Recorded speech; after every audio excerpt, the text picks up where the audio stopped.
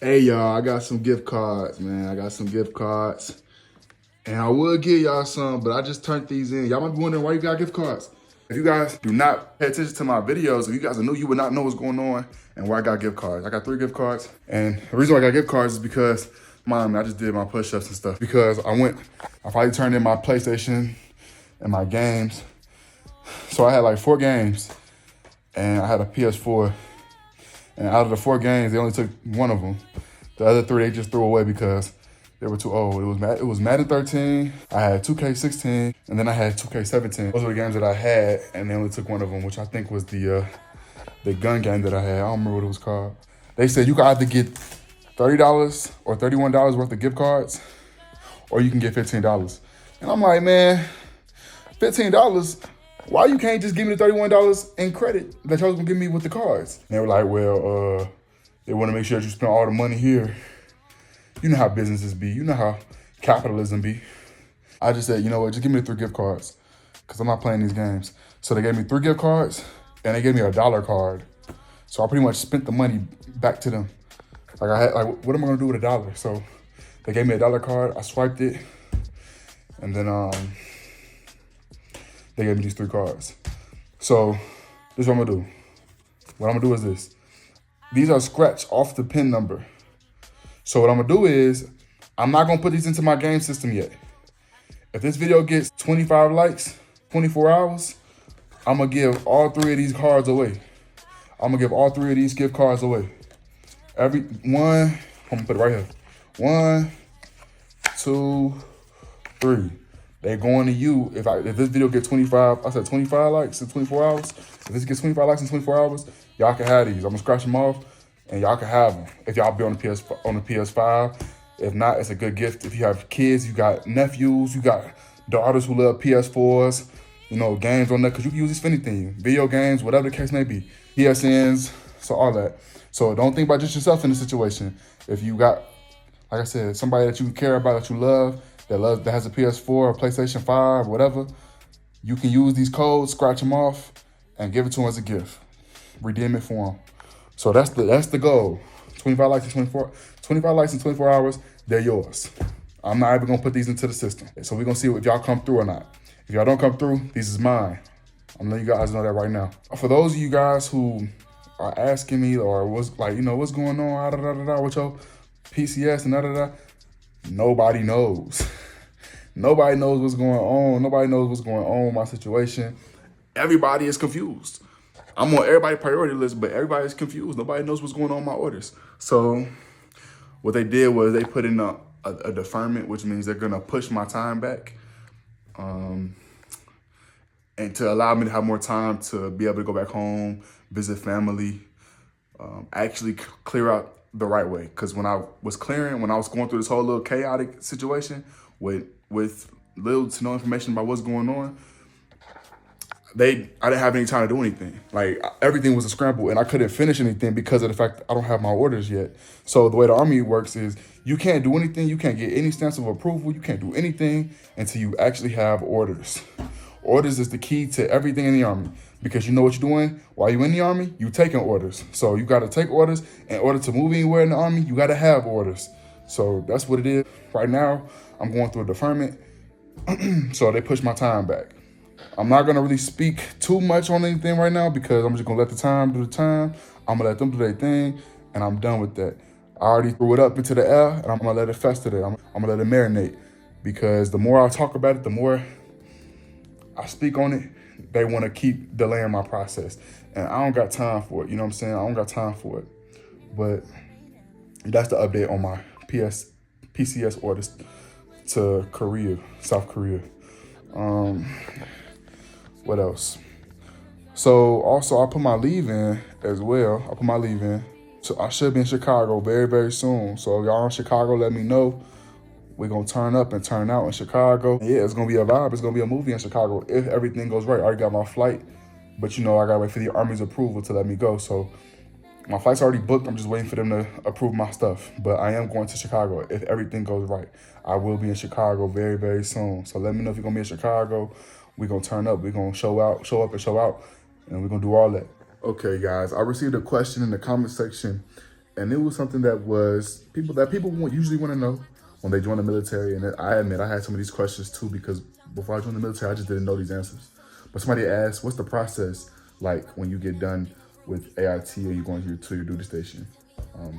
But I'll take it back even a little bit further. So I'm gonna start from the process from when you leave basic training to go into AIT and then to go into your duty station if you are active duty Army.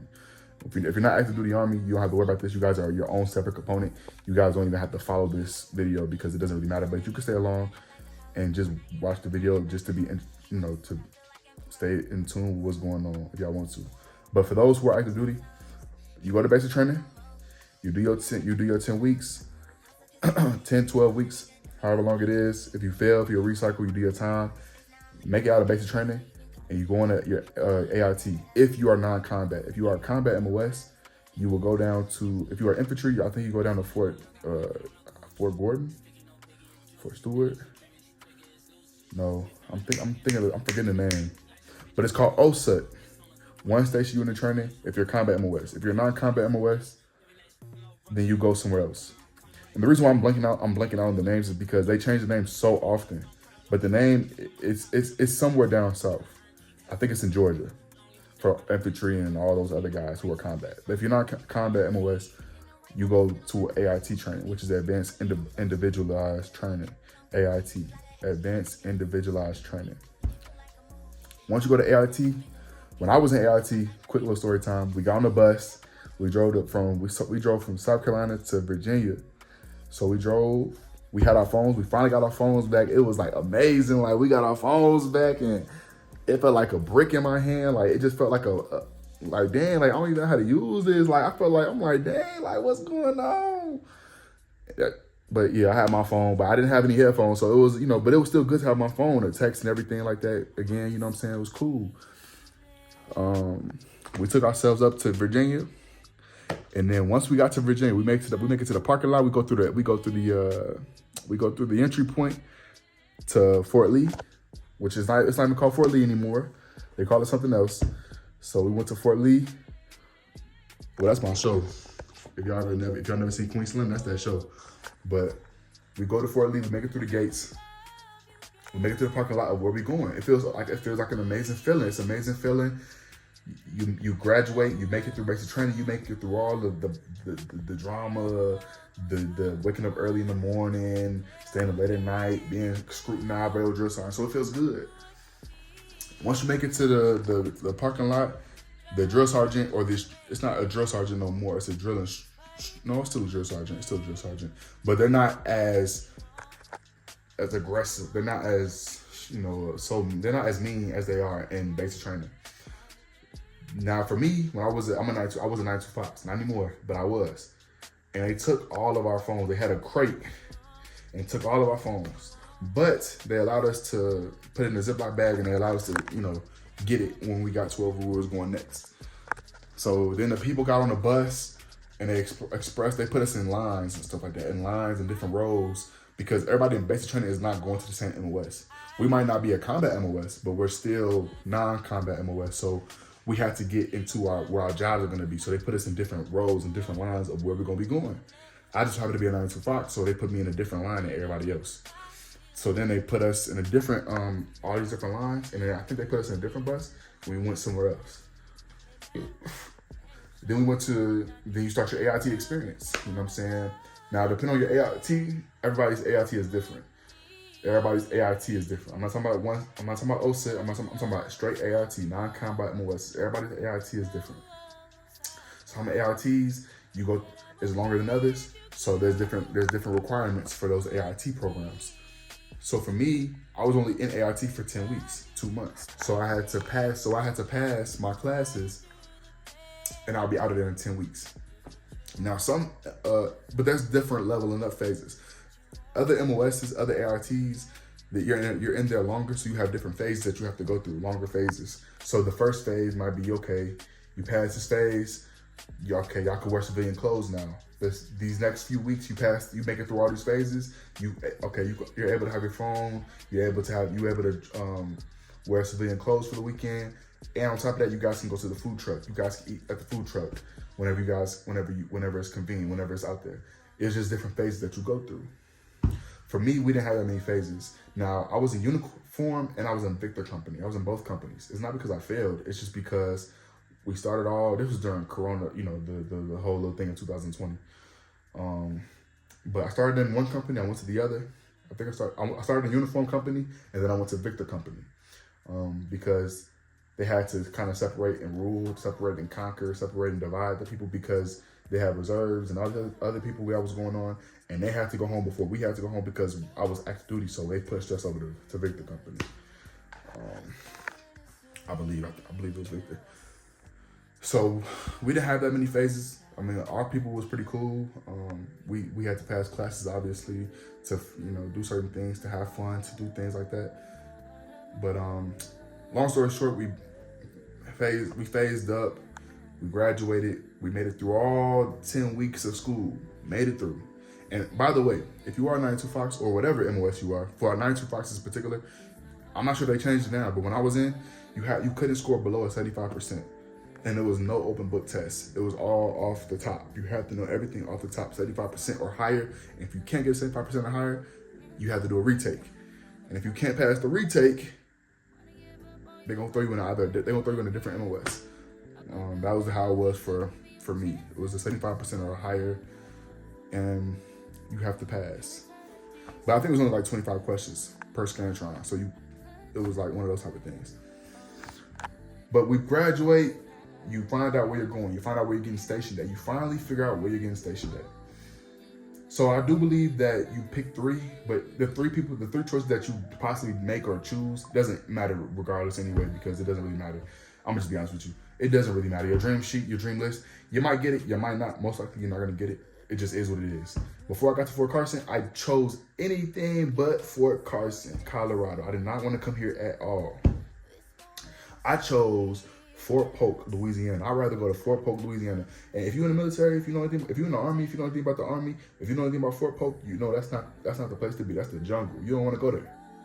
But I chose to go there because I didn't want to be in Fort Carson because I heard they deployed a lot. And I got here, and that's what ended up happening. I ended up deploying twice in 2 years. That's besides the point.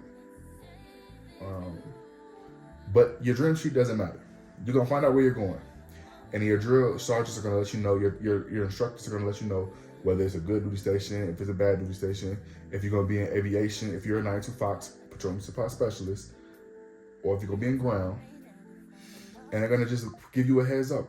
So what happens is, for us, that last week, all the reserves and National Guards, all the other people the few that was in our classes, they ended up being in a separate category. They ended up going home before we did, because they had to go back home. They're not active duty, they're not federal. So they ended up going home before us. And we ended up staying probably like a week and a half later after them. And then after that, everybody else who was active, which is only like a small portion of us, honestly, I ain't gonna lie. Now that I think about it, it was only a few of us that was active duty. Everybody else was primarily was Guard and National Guard and Reserves. Most of them was them. And actually, it was a small portion of us left behind. Actually, now that I think about it, it was a majority of people that was in our MOS and our AIT was actually Guard and Reserve. It was only because when I think about it, when I reflect on it, when everybody else left, all the Guards and Reserves, it was only like 6 of us, 7 of us left. And mind you, it was a platoon of us. It was about 30, 35 of us. So actually, yeah. Anyways, so all the active duty guys, we would go back to our barracks, and now that we graduated, we weren't a part of the platoons anymore. You know what I'm saying? Because we still had drill sergeants, but it wasn't like, now that we're not in school anymore, they weren't really tripping on us no more. Like, it was more like all right, y'all come to PT, and when y'all get done with PT, y'all go back home. Y'all can just do whatever y'all want to do. Just don't do nothing stupid. Don't drink. Don't do nothing stupid stuff. But you'll get a report date. So then it'll be like you'll get orders. So we will wait for our orders to come through. And when we got our orders, it'll be a place that you're going to and a time that you have to be there. And then what will happen is, if you're going somewhere far, you'll have to obviously get a flight. You'll have to get a flight, and you'll have to clear out. So for me, I was going from Virginia all the way to Colorado. So I had to clear out with my drill sergeant. I had my packet, my nice little orange packet. And then I got on the bus. I went to the airport. And then I flew all the way to Colorado. And then when I got here, I had to in-process. I stayed in the in-processing barracks for maybe about a week, maybe 2 weeks. And then I got all infoed up on what was going on, where I'm at, the region that I'm at, what to look out for, what not to look out for. And then I got my unit. And then I actually found out what my unit was, and I was here in my unit doing my unit job. And I ended up deploying about a month later. I ended up deploying. So that's what happens. That's the process for people who are going from AIT to the actual duty station for active duty. And it's always moving. It's always changing. It's always different. Everything in the Army is always changing. But that's the information that I had to give to you guys. So I hope this was helpful. I hope this information was good. I hope that you guys can take something from this information, because that's what it is. If you learned something from this video, leave a thumbs up. Again, I have these 3 $10 gift cards from PlayStation that I'm giving away if this video gets, I said 25 likes earlier, but nah, I'm making 30. Since each one of these is 10, 30 likes in 24 hours. And I'm gonna give 10, 30 gift cards, $30 worth of gift cards away for the PlayStation. So I did not forget. 30 likes in 24 hours. And these are y'all's. I'm gonna give these away to one of you guys in the next video. I keep my word. 30 likes, 24 hours. They're yours. And with that being said, leave a like on this video, subscribe, and share the video with anybody who think might enjoy this content. And Issjivan is out. Until next time, I love y'all.